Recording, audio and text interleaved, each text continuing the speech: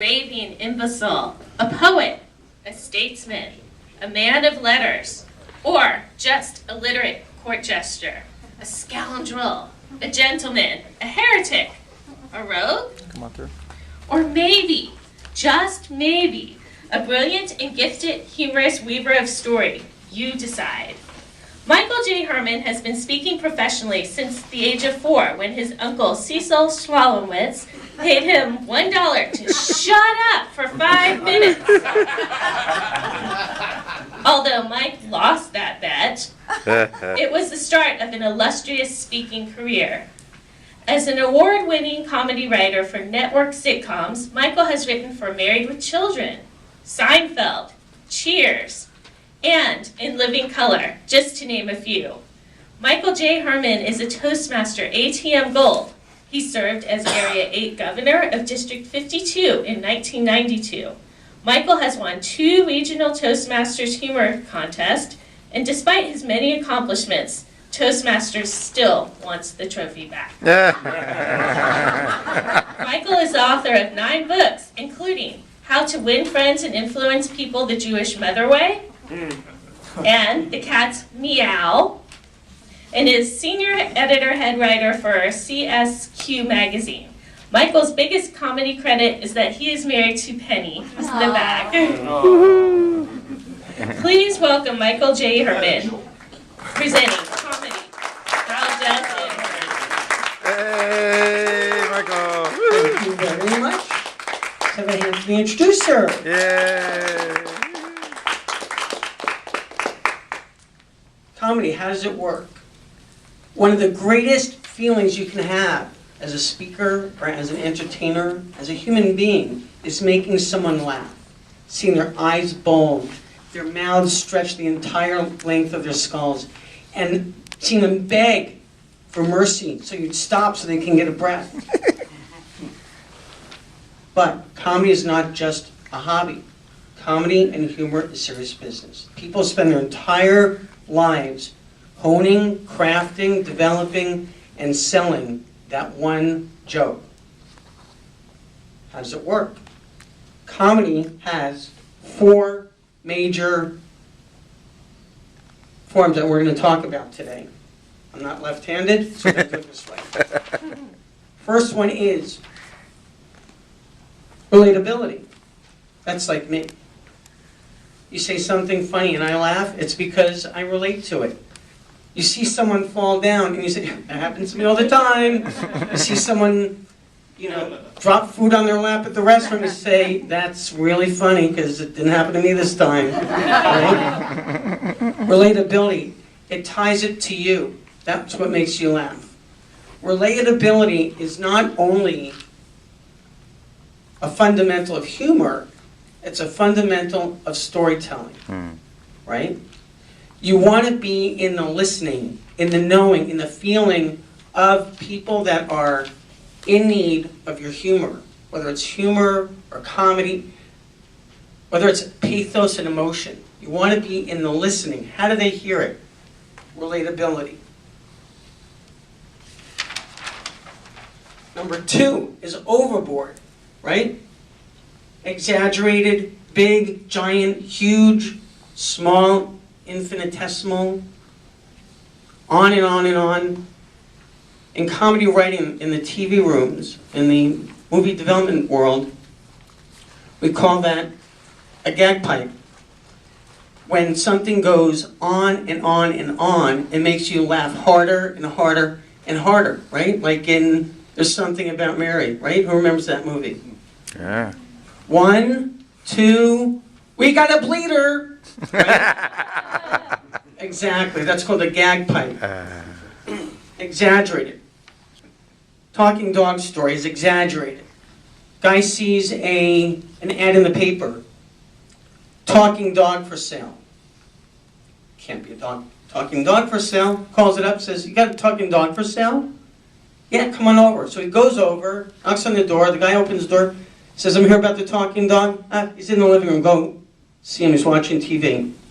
Guy walks into the living room, just dog sitting on the couch, legs crossed, arms spread, watching the big screen TV. smoking a stogie. Dog says, "Hey man, hold on a minute, my show's almost over." The guy's eyes bulge out of his head. It's a talking dog. He waits. The dog clicks off the TV and says, "What's up, Mac?" "I can't believe it. You're a talking dog. You're a talking dog." Dog says, "You don't know the half of it. I grew up in the pound, and then I got rescued, and I was a fire and police rescue dog. I saved hundreds of lives. Then I went to war, and I saved thousands of men from burning bombshells and exploding IUDs. Got the Congressional Medal of Honor from the president. Then I came back to Hollywood, and I became an acting dog. I was in over 100 TV shows, movies, and commercials. And now I just retired. Just want to sit and watch TV and eat my food." The guy is just unbelievably aghast. He just cannot believe what he's seeing, what he's hearing. He walks back into the room and says to the guy, "Why in the world are you selling that talking dog? Because that dog is a liar."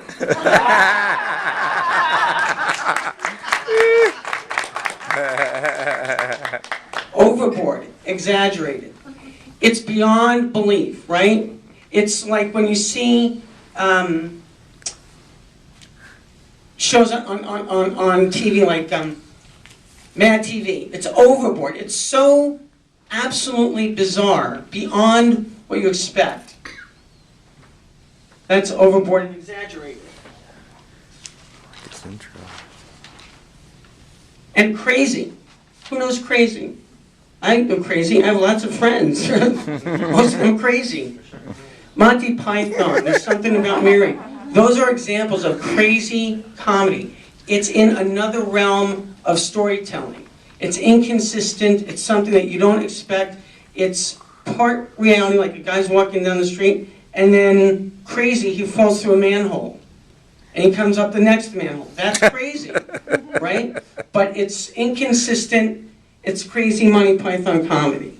We love that. Americans, we're not as good at it as, say, other places like Great Britain, but it's one of the most difficult forms of comedy to master.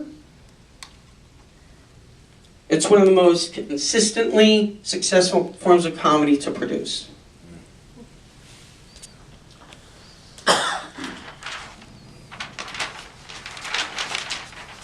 And of course, as Toastmasters, we know self-effacing humor, pointed at ourselves.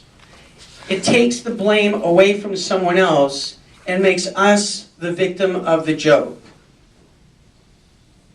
Right? Self-effacing humor, who's the master of that? Rodney Dangerfield. No one ever has been more successful than Rodney Dangerfield at self-effacing humor.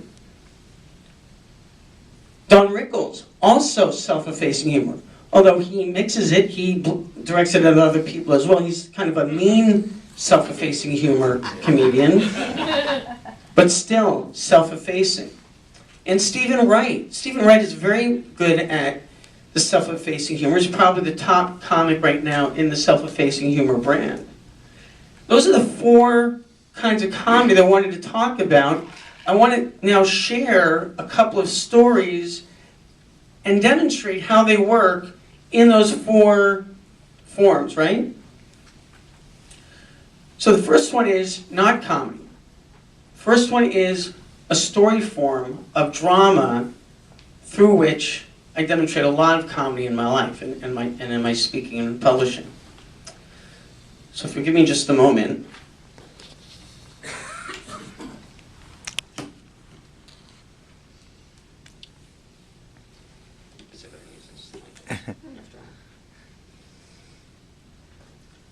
I'm 5 years old.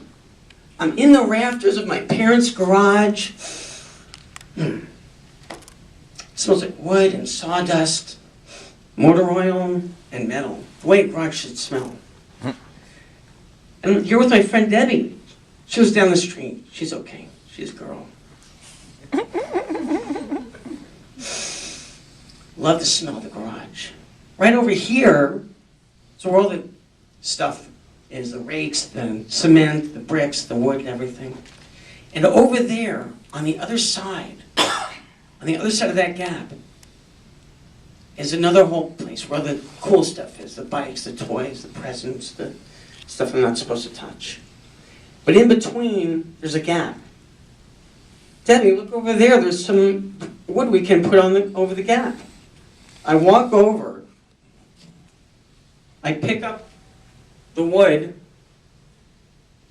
sheetrock, and I lay it down over the gap. I step on the sheetrock, and it splits in two. And I fall 12 feet through the platform and land headfirst on the concrete slab. I spend the next 4 weeks in a degenerative coma after 4 days of brain surgery and 9 months of total blindness and paralysis. There's something wrong here. But the problem is not that I can't see, or I can't speak, I can't move the left side of my hand. The problem is, what do I do now to get from here back to here? Now, what did I just do there? I painted a picture that drew you in. Every eyeball was focused on me. And every word that I just said is absolutely true. Now, that is not funny, but the rest of my life is pretty funny. Which goes to prove that comedy comes out of tragedy. And the best comedy comes out of tragedy. And I've used my entire life of disability, paralysis, crisis, rehabilitation, and success to motivate other people. So what happened after those 9 months? Well, I had to teach myself how to speak. Because if I couldn't speak, no one was going to be able to do anything to help me, right? Like if I want you to help me get better, you need to know what I want from you, right? But they didn't know how to teach me to speak, so I had to teach myself. Then I taught myself how to speak. Then I taught myself how to use the left side of my body. And then over time, I taught myself how to see again. The whole time being told I'd never see again. But when I came out of the coma, I wasn't only paralyzed, my brain was recovering. And it was growing. New pathways, new connections, new nerve endings. And I was able to rebuild a life because I was a little boy when that happened. But when this was happening, I developed tics, twitches, right? Fingers, faces, snapping my finger, tapping my toe, clearing my throat, noises. Some sort of physical manifestation is the way my brain was healing. I was 13 years old and moving from New York to Los Angeles. Another metaphor for how do I get from here to there. And I knew that they didn't know anything about me. And I didn't want them to know that I was this disabled kid. I was different in New York. Everybody knew I was different. They were there when I became different, right? I didn't want to go to a new place. I was 13. You don't want to be different when you're 13. You don't want to be anything except what everybody else is when you're 13. So I went to camp, and I was at camp, and it was a summer, and I was learning to shave, and I was discovering rock and roll, and discovering girls, and becoming a man. And I was in the bathroom looking in the mirror, and I saw myself twitch. And I thought, that's weird, what was that? And a moment later, I saw it again. And I went over to the counselor and said, hey, Scott, do I twitch my face? And he said, yeah, you twitch your face. You're doing it right now. He laughed like everybody knew. Well, of course everybody knew, except me. So I went over to the camp doctor. Doc, how do I stop my face from twitching? He said, you can't stop your face from twitching. Once you're disabled, you can't be not disabled. You can't tell your brain what to do. Your brain tells You what to do. you what to do, exactly. But that didn't make sense to me. Why would I not be able to tell my brain what I wanted to do? I mean, I'm 13. Why wouldn't I be able to control my own face? So I spent every day for the next 7 weeks staring in the mirror, watching my face as it twitched, watching as it didn't twitch, watching as I made it twitch, I made it do all kinds of weird things in the mirror. And 7 weeks later, no twitching. That was phase 2 of recovery. Phase 3 came when I was in high school. I was in 9th grade. And I was in all special ed classes. 7, 8, 9 kids in a class and 2 teachers. Very focused special ed education. They couldn't teach me fast enough. I absorbed it like a sponge. They teach me something, boom, got it, next. They just didn't know how to teach me. So I went over to my guidance counselor and I said, Mrs. Johnson, how do I overcome my learning disability? And she said, you can't overcome your learning disability. Once you're learning disabled, you're always learning disabled. Now that sounded familiar. I said, what are you talking about? Why can't I not be learning disabled anymore? And she said, Mike, once you're learning disabled, that's it. There's no other way to overcome learning disability. And it just didn't make any sense to me. I just came from over there to here. There's got to be a way to get from here to over there. And Mrs. Johnson said, I'm sorry, there's really nothing you can do. So I spent the entire 9th grade reading books that were way beyond me, doing things that were way beyond me, pushing myself beyond. Why did I do that? Because I knew, just like when I was paralyzed and I couldn't walk and I couldn't move the left side of my body, and they'd give me a walker and I'd throw it away and I'd say, I'm not using that because if I can't walk on my own, I don't want to walk at all.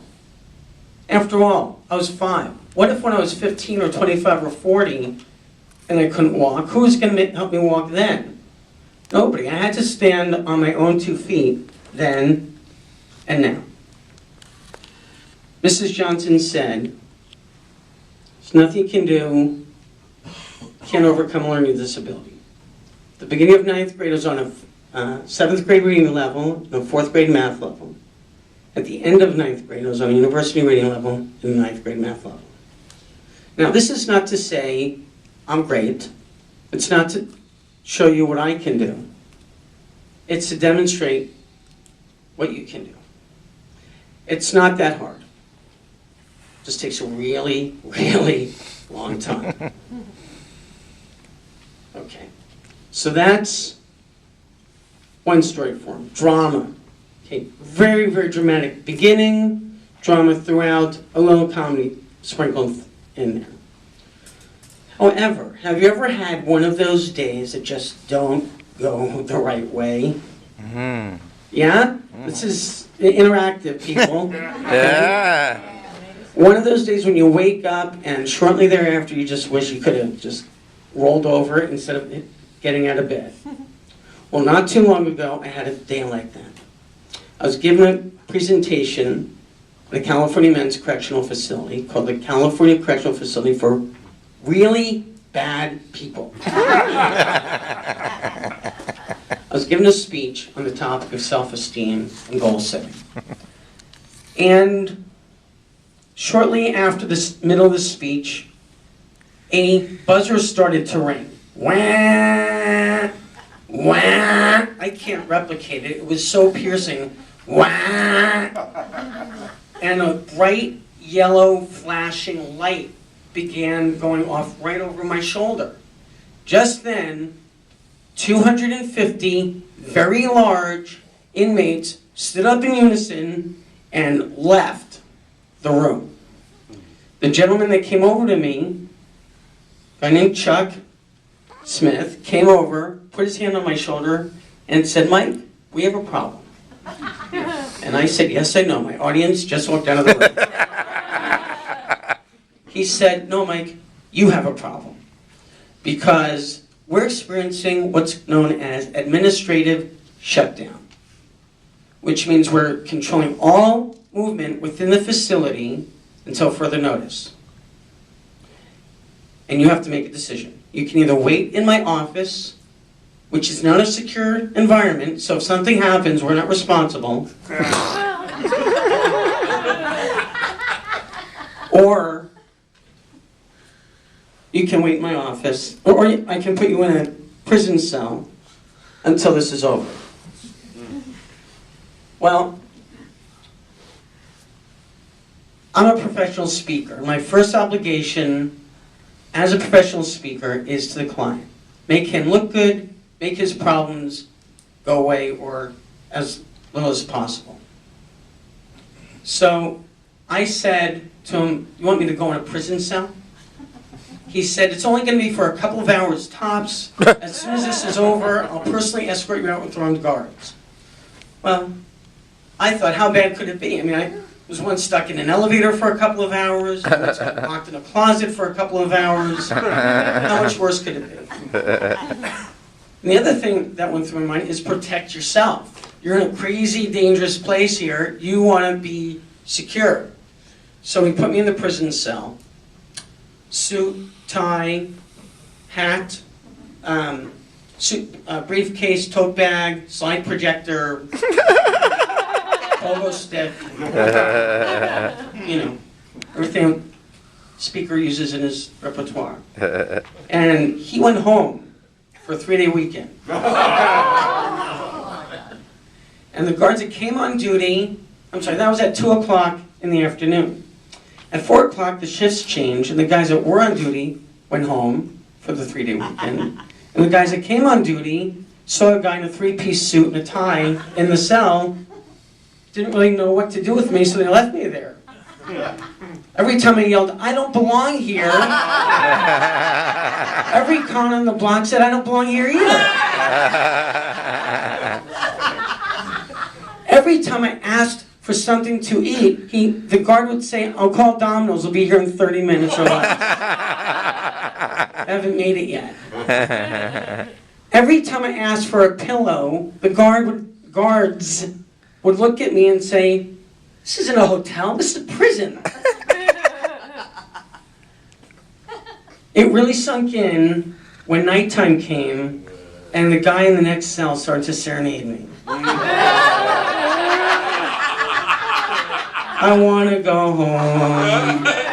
I want to go home. I want to go home. I want to go home." No, that's not me. That's a song I listen to all night long. Everything cleared up. The next day, powers that be saw what happened. Those big bars slid open. Everything was great. Went home. Took a 9-hour shower. Now you would think that that's the end of the story, right? I mean, professional speaker goes, gives a speech, gets locked up in a minimum security prison for the weekend. Pretty typical, workman's comp thing, right? And when we say that's where the story would naturally end, I mean, I went home, everything was fine, right? 2 weeks later, I get a letter in the mail.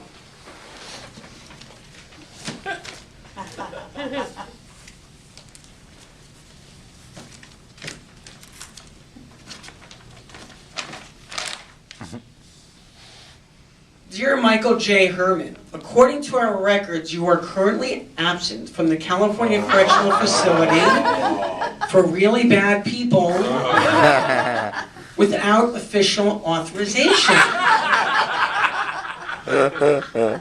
If you do not return to the facility within 24 hours, a felony warrant will be issued in your name, and the California State Police or other law enforcement agencies will come and collect you. This is the only written notice you'll receive. Have a lovely day. Sincerely, Clarice P. Updike, Inmate and Community Relations. Dated 3 days before I got the letter. Now, what'd I just do? created sort of a combination of the forms we talked about. Crazy, giant, big, a little bit of inconsistency. You don't have to have pure forms in your comedy, in your humor. You just have to have them there. Now, how do you get good at these? You get good at doing it.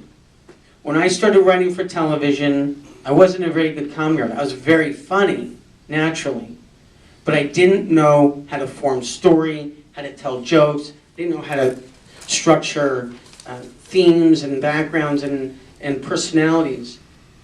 The way you do that is you keep doing it and you practice. Practice, practice.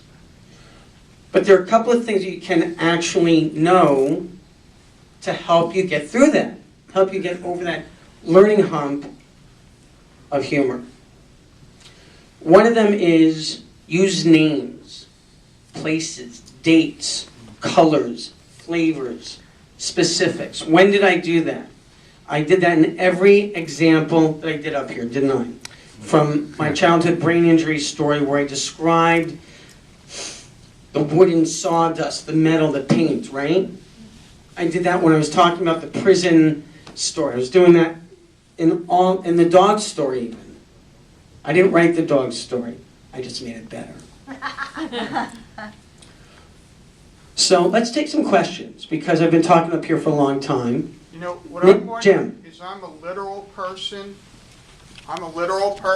So if someone's telling a joke, I think it's 100% true, and that, I would imagine myself wearing a suit and tie in a prison cell. So I'm saying I would be stuck in the prison over the weekend, and maybe I don't see it as funny because I'm thinking I'll be going to jail. I see the humor in it. So what's your question? Well, are there times where you tell a joke and people don't get that it's a joke and they think it's real? Okay, in my case, almost every day because I'm married to Penny. That is not an insult. It's one of the best things about Penny because she sometimes doesn't know, am I serious? Am I not serious? Here is what's key, and I appreciate you asking that question because here is what's really key in humor and in comedy, okay? It doesn't have to be real. It doesn't have to be true. It just has to be believable. Have you seen Spaceballs with Mel Brooks? Do you think there were Jewish people flying through space at war with the other aliens? Do you? Because the only true part of that story actually is that Joan Rivers is part robot.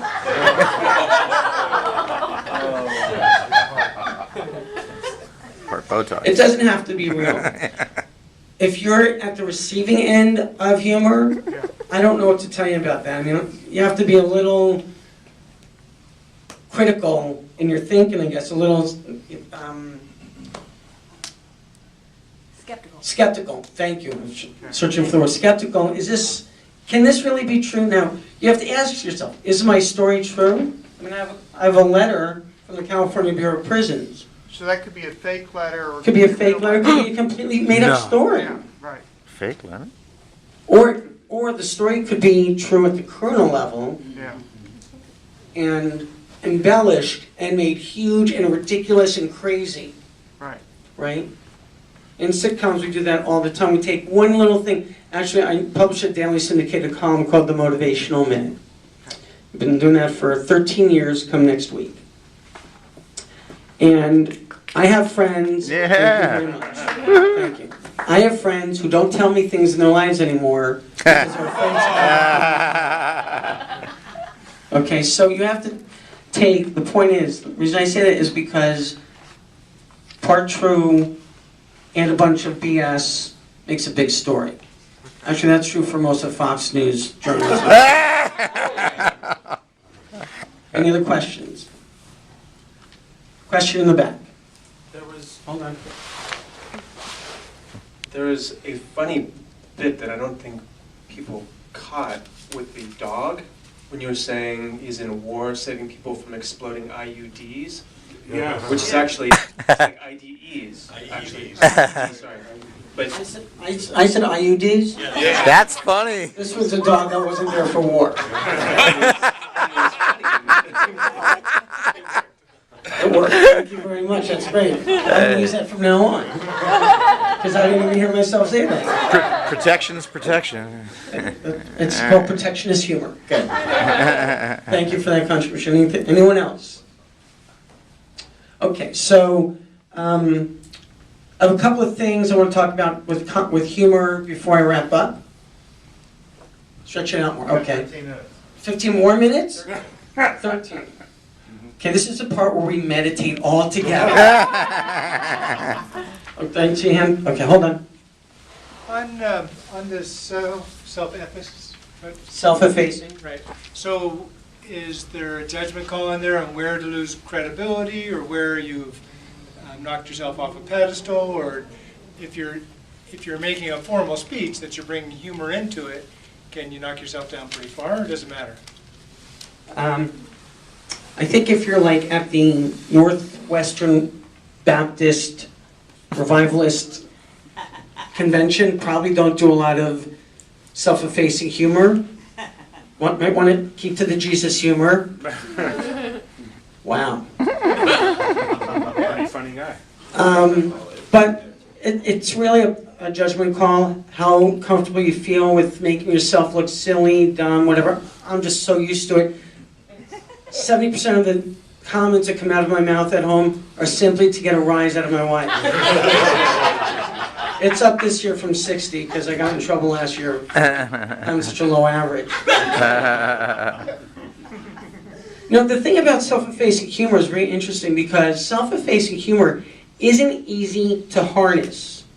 You know, because a lot of people have self-confidence issues, but it doesn't even have to be about you. And that's really important, actually, to bring up. It's not about you. It's about the audience. It's about how do I hook them in? How do I punch their button, but keep pounding on that same button until they say, let go? Right? I mean, you go to comedy shows, you see movies, sitcoms, comedians on the radio or on CD or online, whatever, and you sit there and you laugh. They're punching your button. They're going inside, they're going pound, pound, pound. With every pound they get a laugh. If they hold it down, you can't even breathe, right? Like, trying to think of an example of who does that. Well, I think every great comedian really does that, but if you think about it, guys like Back Sid Caesar and Mort Saul and Jerry Seinfeld now does that a lot in his humor. Self-effacing humor, once you want to make yourself the victim, but you don't want to make yourself look retarded, right? And in some of our cases, you know, it's a fine line. It's hard to figure out where the retard starts and the victim begins, but... Hold on, let me come back. Another question. Michael, I was wondering, you gave us 4 forms of humor, but I was wondering if those forms have to come to a moral to the story or even have a purpose. You don't have to. You can. I mean, if you're telling a story is a thematic way of communicating an idea, right? A joke is this happens and that happened. A story is this happened to this person, then this happened, and then this happened. It's a series of sequences. Like I told the story about the prison incident. Some would call it an incident, I'd call it a reason for therapy. But I don't think they have to come to a head. A lot of people like conclusion, wrap up, like things nice and clean at the end so that they can leave the story whole and complete. They don't say, what happened? What about that detail that he or she said about this or that? And then they didn't go anywhere with it. I think when you get better at it, the more you work at it, the better it goes. I mean, But even the masters, even the writers and producers, the actors and performers on shows like Saturday Night Live, they're masters at this, but they screw it up all the time. And how many times do you watch a sketch and it goes nowhere? Well, if it got on the air, believe me, it went through pitch, it went through story development, it went through rewrite, it went through dress rehearsal, it went through blocking, it went through camera blocking, it went through whatever, right? I mean, lots and lots of layers and processes before it gets to your eyeballs. And it still didn't work, right? Sometimes movies that cost $30, $40, $100 million that happens too. Sometimes Broadway shows that happens. Question. Hold on, did I answer your question? To a degree, yeah. It was good enough. Do you want to elaborate on the question? No, that's okay. Take us another. At another degree. In the movie Tropic Thunder, Ben Stiller plays a comedian who played Stop, that's one of my favorite movies. played a complete retard, right? And they said you went complete retard. You're not supposed to do that. And what is intelligence? What role does intelligence play in humor? Like kind of, because you can't mock yourself too much, like playing complete retard, for example. But Have you heard of Pauly Shore? That's not a dig. Pauly Shore built his whole early career on playing the imbecile. Jerry Lewis, his whole career was based on that. Yeah? yeah, and it's interesting because there's that fine line between dig and humor, too. That's kind of gets a laugh or kind of like a laugh. What is that? It's like seems like to be a primate thing or something. I don't have an anthropology degree. I don't know the answer to that. It's funny. You know, Judy Carter says if it's funny, it's funny. There's no reason for it. Sometimes we say or do things or hear things or see things that make us laugh, and there's no explanation for it. And if you try to dissect it, you say, well, why was that funny? Let's analyze it. Why was that funny? Why did we laugh at that? You really can't, because there's not always a reason why we laugh. Sometimes it's just instinct. Sometimes it's the id trying to get out. Or the id get connected with the ed and that whole vowel confrontation. Yes, hold on. Craig Harrison, speaker. Hey, Michael, 2 quick questions. One, for us to improve our chops, what are some recommendations? And before you leave, I'd love you to talk about, you write prolifically, you've brought different types of products, including one that I believe is funny by the title. Could you just tell us what you brought? What was the first question? I forgot. How can we improve? I mean, yeah. How do you improve? Okay, where's my tote bag? Is my tote bag back there? Oh, yeah. Hold on 1 second. 5 minutes? Bag of tricks. Dun, dun, dun, dun, dun, dun, dun, dun. That's the Tom Keller soundtrack, by the way. Dun, dun, dun, dun, dun, dun, dun. I've written movies, TV scripts, books, projects, audio programs, lots and lots of things, okay? Projects with these. Does anybody know what these are? Sheraton notepads. Notepads. Gentleman in the back has one. Everyone in here should get one of these. They cost about 60 cents at Walmart, Staples, Rite Aid, Costco. Everywhere sells these. There's absolutely no reason not to have one. Cantu had one. Use it. How do you use it? Observe. Open it. You see this? This is called a blank page. You should not have one in here. This is called a written on page. You keep it in your pocket. This one actually I love because it has a pen on the side. Comes with the pen. This actually I got at a trade show as a premium from a Sheraton La Jolla, which I'll probably now go to because I know what hotel it is. The point is be thinking all the time. Okay, all the time. What are you thinking about? What do you want to achieve? Is it more humor, more jokes, more comedy? Start thinking funny. You want to be funny? Get out of victim. Get out of negativity. Get out of breakdown. Get into action. Comedy's not about breakdown. Comedy is about action. It's joke, it's story, it's movement. It's making people laugh, making people think. You want to get good at comedy? Start shooting jokes at people. You get a funny thought? Write it down. Or at least share it with somebody. You want to get good at comedy? Start practicing. Tonight. Tonight, for those of you that are going to compete in the comedy contest, or if not tonight, tomorrow when you go to work, or go and see your family, your friends. Don't be shy. You want to get good at comedy? Watch and emulate comedians that you really enjoy. Product. Jewish I've mother got book? 3 products up here. How to win friends and influence people the Jewish mother way. Autobiographical? My mother dictated this to me over 37 years. Every day. She denies it. This is one of my best-selling products. It's a double cassette audio, the Michael J. Herman Motivational Adventure. This will kick your butt into action. It's motivating, inspiring, and powerful. One of the best investments you'll ever make. Whoops. And become the complete champion, one motivational minute at a time. A compendium of over 100 motivational articles that I've written with photos and quotes to reinforce the articles. Special prices here. Also, I do coaching. If you're interested in coaching, I'm offering more than 50%. How much?